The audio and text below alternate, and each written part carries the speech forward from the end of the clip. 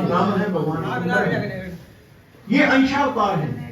जहां तक मैं सोचता हूँ दादा गुरु महाराज जी को आप देखिए, बिल्कुल उनका जो जीवन है वो भगवान शंकर की तरह ही है। बिल्कुल विरक्त, त्यागमय जीवन, कोई किसी प्रकार का विकार नहीं, कोई विषय नहीं, और जिनमें जीव मोहग्रस्त होता है, कोई मोह नहीं। दो परिवार, घर बार, सारी संपत्तियां इस प्रकार से छोड़ त्याग कर दिया और भक्ति भाव में तप तपस्या में लीन उनका जीवन। जिस प्रकार भगवान शंकर सदा ही कैलाश पर्वत पर तप तपस्या करते रहे, उसी प्रकार दादा गुरु महाराज जी ने भी बहुत तप किया, बहुत तपस्या की, बहुत तपस्या की, और श्री सतगुरुदेव भगवान को भी इसी लाइन पर लगाया कि ये नाच गाना, भजन कीर्तन, ये भक्ति के अंग हैं।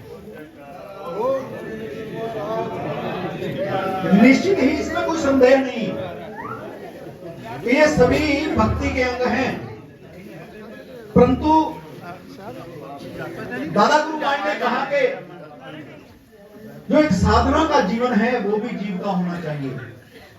उन्होंने स्वयं भी साधना की और खूब की, और फिर श्री गुरु महाराज श्री नगरी निवासी भगवान को भी आगरा में 13 साल के लिए उन्होंने बिठा दिया। श्री गुरु महाराज जी श्री नगरी निवासी भगवान ने आगरा में नगलापदी में कृष्णद्वारा मठ में 13 बरस बैठकर वहां पर तप किया। हम 13 मिनट बैठना पड़े ना तो हमारी रीढ़ की हड्डी में दर्द होने लगता है, हमारी टांगें दुखने लगती हैं। अभ्यास हम करते नहीं,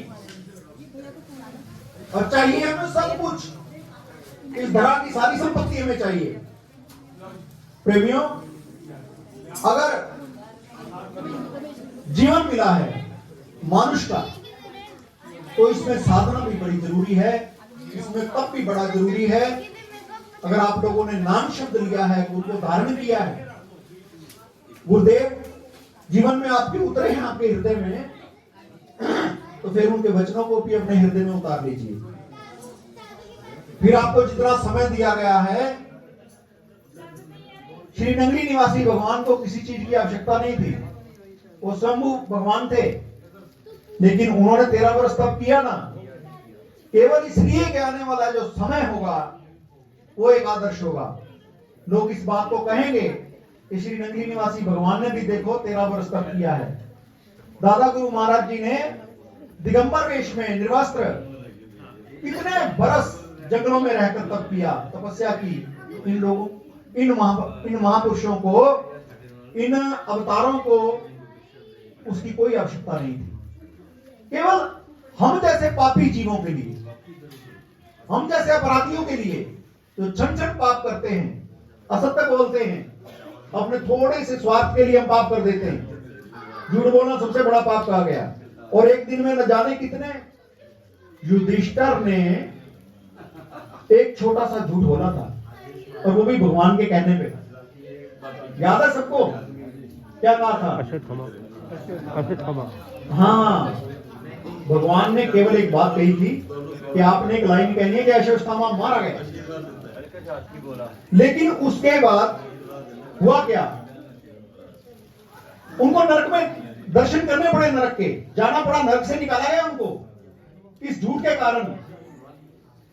तो किसी ने पूछा भगवान से कि ये नई बात बता रहा हूं आपको, भगवान से किसी ने पूछा कि भाई आपके कहने पे तो उसने झूठ बोला था, फिर भी उसको नरक क्यों दिखा दिया गया? तो भगवान ने कहा मैंने तो एक ही लाइन कही थी, ये एक लाइन बोलनी है, केशवश्यामा मारा गया, बस इतना ही कहना था। अगले जो 3 शब्द है वो तो उसने स्वयं कहे। जो उससे आगे वाले शब्द थे, वाह नरो वाह कुंजरो, वो नर था, आदमी था या हाथी था, कुंजर कहते हैं हाथी को, वाह नरो वाह कुंजरो, तो वो नर था या हाथी था। ये जो 4 शब्द थे ये उसके अपने थे जो उसको नरक में ले गए। केवल 4 शब्द उसने अपनी तरफ से लगाए और वो उसको नरक के दर्शन करवा दिए सबको। और हम लोग कभी गिनती करना सुबह से शाम तक कितने झूठ बोले आज। लेकिन जिस दरबार में बैठे हैं ये बड़ा बड़ा दयालुता का दरबार है। श्री डंगली निवासी भगवान और पश्चाताप जो होता है ना, जो तप होता है ये पश्चातापी होता है, जो साधना करते हैं ये पश्चातापी होता है। ये प्रभु के चरणों में विनती होती है कि प्रभु बहुत पापी बड़े अपराध किए हैं, अपने स्वार्थ के कारण न जाने क्या कुछ हम लोग करते हैं। हम गृहस्थी लोग हैं और इस गृहस्थ का जीवन व्यतीत करने के लिए न जाने हमें क्या क्या करना पड़ता है। दुकानदारियों में इधर उधर न जाने कितने झूठ बोलने पड़ते हैं। प्रभु आप दयालु हो, आप बख्श देते हो, तो प्रभु हमें माफ करना, हमें बख्श देना। हम ना जाने कितनी गलतियां करते हैं, कितनी गलतियां करते हैं। तो दादा गुरु महाराज परमहंस दयाल जी, उनका जीवन हम लोग पढ़ते हैं, उनके इरशाद हम लोग पढ़ते हैं। सच्चिदानंद प्रकाश ग्रंथ है उनका, उनके शिष्य थे भूरे सिंह जी। और देखो उन्होंने ग्रंथ की जो प्रारंभ है, ग्रंथ का जो स्टार्टिंग है, पहला ही पन्ना तो सबने पढ़ा होगा। चलो सारा ग्रंथ तो मैं नहीं मानता हूं कि लोग आगे तक पहुंचते हैं, लेकिन पहला पन्ना तो लगभग सबने पढ़ा ही होगा सच्चिदानंद प्रकाश का। किसने पढ़ा, हाथ खड़ा करो जरा। सच्चिदानंद प्रकाश एक ग्रंथ है और वो परमहंस महाराज जी के उसमें इरशाद हैं। उसमें इरशाद का मतलब सत्संग, उनके मुख वचन। और वो सारा ग्रंथ तो सारे नहीं पढ़ पाते हैं क्योंकि उसमें अरबी, फारसी और इस तरह की बहुत सारे शब्द हैं, समझ में नहीं आते हैं। लेकिन पहला पन्ना तो खोल के लगभग सभी देख ही लेते हैं। तो किसने वो ग्रंथ पढ़ा? एक पहला पन्ना, वो एक बहन जी का हाथ उठा है। पहली तरफ से मुझे दिखाई नहीं दे रहा कौन कौन है। नहीं, आपका तो कहना आप तो महापुरुष है, आप तो पुरुष हैं ही नहीं। देशराज राणा को मैं पुरुष नहीं मानता हूं, मैं इनको महापुरुष मानता हूं। ये तो बहुत व्याख्यान होते हैं इनके, तो मैं पढ़ता रहता हूँ, ग्रुप में भी आते रहते हैं इनके सत्संग। तो मैं जो कह रहा था कि जो पहला ही पन्ना है सच्चिदानंद प्रकाश का, उसी में ही सारा निचोड़ दे दिया दादा गुरु महाराज ने। भूरे सिंह उनके शिष्य थे, तो उन्होंने कहा कि भूरे सिंह तुम ये मेरे वचन प्रवचन ये छापोगे, लेकिन मैं तो सब कुछ मिटाने आया था। मैं तो नाम चाहता हूं ना रूप चाहता हूं। मैं नाम भी नहीं चाहता और मैं दिखना भी नहीं चाहता किसी को कि कोई मुझे कल को पढ़े, मैं ये भी नहीं चाहता। मैं तो नाम और रूप, अद्वैत किसको कहते हैं? इसी को कहते हैं। अद्वैत मत यहीं से चला था सच्चिदानंद प्रकाश के पहले ही पन्ने से। अद्वैत का मतलब होता है कि वो परमात्मा एक ही है, दूसरा कोई है ही नहीं। एक वो ब्रह्म द्वितीय नास्ति, वो ब्रह्म एक है, दूसरा कोई नहीं है। भास रहा है, दिखाई दे रहा है, हमें दिखाई देता है कि ये सत्य है।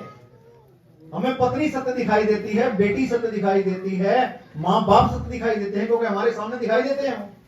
उनके माध्यम से हम लोग आते हैं इस संसार में, तो हमें सच लगता है ये सारा कुछ। लेकिन जो दादा गुरु महाराज ने कहा, परमहंस महाराज जी ने कहा, उन्होंने कहा कि एक वो ब्रह्म द्वितीय नास्ति, एक ही ब्रह्म है, परमात्मा एक ही है, दूसरा कोई नहीं है। मीरा राजकुमारी थी, राजघराने की थी, और वो वृंदावन की गलियों में खाप छानती थी। घर बार छोड़ के चली गई और वहां उसको पता लगा कि कोई महापुरुष हैं। उनके दर्शन करने जब गई तो सेवादारों ने रोक दिया कि वो किसी स्त्री का मुख नहीं देखते, वो किसी स्त्री से मिलते नहीं हैं। तो मीरा ने मुड़ते मुड़ते एक बात कही कि मैंने तो सुना था कि कृष्ण ही पुरुष है, बाकी सब आत्माएं हैं, सखियां हैं। ये दूसरा पुरुष कौन पैदा हो गया? और कहते हैं वो बात अंदर बैठे उस महापुरुष ने सुन ली, तुरंत ही गेट खोल दिया कि इसको अंदर आने दो। और मीरा अंदर गई और वो जो महापुरुष थे, बहुत बड़े महापुरुष थे, उनका नाम था, और एकदम से मीरा के पांव में उन्होंने दंडवत कर दी। मीरा के पांव छू लिए कि आज तूने मेरी आंखें खोल दी, जो पुरुष तो एक ही है, बाकी तो सब आत्माएं, परमात्मा तो एक ही, बाकी तो सब आत्माएं हैं। हम लोग आत्माएं हैं, लेकिन अपने अहंकार के कारण अपने को हम पुरुष समझे बैठे। वो परमात्मा, वो सदगुरु तो एक ही है, हमारे छोटे छोटे अहंकार हैं। एक बूंद, छोटी सी बूंद, एक छोटी सी बूंद मन में विचार करती है कि मैं समुद्र हो जाऊं। परमहंस महाराज जी के प्रवचन है ये कि मैं समुद्र हो जाऊं, मैं सागर हो जाऊं, और चिंतित है।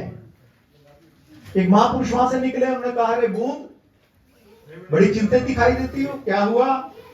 बोले महाराज समुद्र होना चाहती हूं, समझ में नहीं आता समुद्र कैसे हो जाऊं, मैं तो बूंद हूं छोटी सी। तो महापुरुष हंसे, उन्होंने कहा ये तो बहुत छोटी बात है, ये तो एक सेकंड की बात है, समुद्र हो सकती है, लेकिन थोड़ा प्रयास, थोड़ी सी हिम्मत करनी होगी।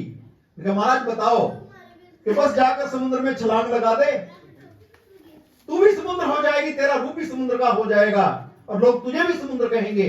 वो बहुत खुश हुई वो बूंद, और दौड़ी समुद्र की तरफ, जैसे आप लोग चंडीगढ़ से दौड़कर यहां आए हैं, ये समुद्र है, हम बूंदे हैं, आप लोग दौड़कर आए हैं।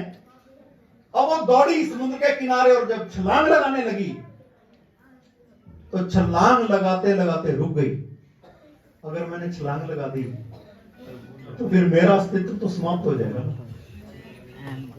फिर बूंद का तो नाम ही खत्म, और नाम हम खत्म करना नहीं चाहते। और दादा गुरु महाराज परमहंस कहते हैं इस बात को कि मैं तो उस चीज को खत्म ही करने आया हूं, उस नाम को भी और उस रूप को भी। मैं तो एक अद्वैत मत की जो स्थापना है वो इसी शब्द से है, इसी नाम से है, जिसके बैनर के नीचे हम लोग यहां बैठे हुए हैं। तो प्रेमियों, ये वो दरबार है कि इसमें हम लोगों ने अपनी मैं को खत्म करना है। वो बूंद रुक गई, उसका जो अस्तित्व है, हम अपना अस्तित्व खत्म नहीं करना चाहते। हम चाहते हैं कि हमारा नाम, हमारी नेम प्लेट लगी रहे, और बरसों बरसों लगी रहे, जब तक ये हिंदुस्तान, ये सृष्टि रहे, तब तक लोग हमें याद करते रहें। आप देखते हो यहाँ पंखों पे भी, यहाँ तो नहीं लिखा, पंखों पर भी नाम लिखे देखे हैं। 250 का पंखा होता है, उस पे घर के 6 लोगों के नाम लिखे होते हैं कि इन्होंने दान किया है। तो नाम तो हमारे ऐसे घूम रहे हवा में। हम चाहते हैं कि हमारा नाम चलता रहे, हम अपनी मैं को छोड़ना नहीं चाहते थे, लेकिन वो कहता है कि यहाँ तो सब कुछ छोड़ना पड़ेगा। अगर चाहते कि उस समुद्र में समुद्र का स्वरूप हो जाए, उस परमात्मा को मिल जाए, तो इस आत्मा को उस परमात्मा में अगर मिलाना है तो छलांग लगानी पड़ेगी। ये तप और साधना का जीवन है, ये तप और साधना का मार्ग है। और इस तप और साधना के मार्ग में यहाँ बहुत सारे ऐसे आप लोग बहुत साधक हैं, कुछ साधक ऐसे भी होंगे जो खूब साधना करते हैं, और एक समय वो आ जाता है, वो बूंद वाला, वो छलांग लगाने वाला, वो समय आ जाता है साधना में भी। तब में भी एक वो समय आता है कि जब जीव को बस एक छलांग ही लगानी होती है, कुछ सेकंडों की कहानी होती है, लेकिन फटाक से आंखें खुल जाती हैं, फटाक से, तो कहीं ये मेरा सब पीछे वाला ना छूट जाए, वो फिर पिछला याद आ जाता है, सब कुछ, ये संसार याद आने लगता है, परिवार याद आने लगता है, और फिर वो छलांग नहीं लगा पाता, वो फिर अपने ही अस्तित्व में लौट आता है। तो इसलिए प्रेमियों, जिस स्थान पर आए हो, ये स्थान बड़ा पावन है, बड़ा पाक है, बड़ा पवित्र है, और यहाँ तो केवल नमन कर लेने से जन्म जन्मांतरों के पाप धुल जाते हैं। और प्रेमियों, जिस प्रकार से एक छोटी सी चिंगारी होती है ना, और घास फूस का कितना बड़ा ढेर होता है, एक चिंगारी उसमें डाल दें तो पूरे उस ढेर को भस्म कर देती है।